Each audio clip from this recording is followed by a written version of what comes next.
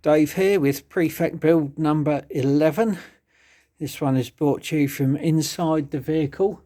Not much been going on really. The weather's been really bad for anybody that's off grid. Last week or more we've had absolutely no wind and absolutely no sun. So my batteries have been depleted. I've had no power whatsoever.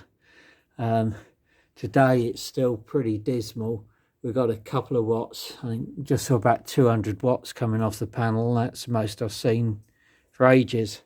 So it's only been little bits and pieces really.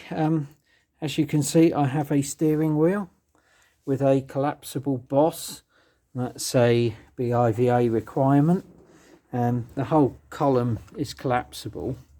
See that sort of open meshy type sort of construction there. That's so that the whole thing can collapse. Not that it would, because there's a significant turn in the steering column, so that's all really safe and meets the specs. I've made the brake and clutch pedals, as you can see. That's clutch, that's the brake. Making the brake one so that it cleared everything was right old fun and games, especially say without much power. But anyway, got there in the end. Got our ignition lock and key fitted now, so that's almighty splendid. So what else have we done? At the front of the car, that's past the old lathe. Yeah, got the ignition coil fitted. Have had it actually cranking over just on the starter, just to check the ignition system out, and also to build oil pressure. When you're working on these Rovers, the oil pump is down here, and it's actually driven off the bottom of the distributor that's up here.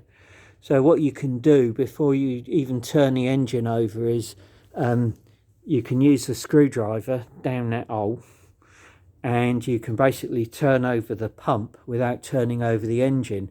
And that's great because that makes sure you can get full oil pressure and oil in all the places where you need it before you even turn the engine over. So that's exactly what I did. I connected up a gauge to here and managed to get about 20-25 psi of oil just on an electric drill. So that's all fine and dandy.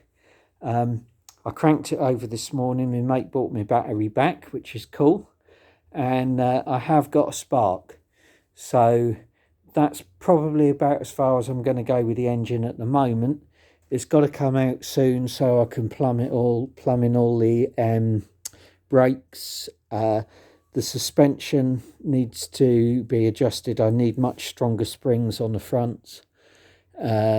Lots and lots obviously to do. Another problem I've got is around this side. This hits the flip front, which is a real sod. So what I'm going to have to do is make some extension to this bracket to drop it down another couple of inches. So you need to be able to do that to adjust the fan belt. And at the moment, even with it right the way down there, it's hitting the flip front. So it's got to go down quite a way. So I've got some adjustment there for the belt. But, you know, just the sort of thing that you usually get when you're building a car. It's always sort of one step forward, two steps back. But I've only been into it for about 3 months now, maybe 3.5. So it's only to be expected. Anyway, on to the next one.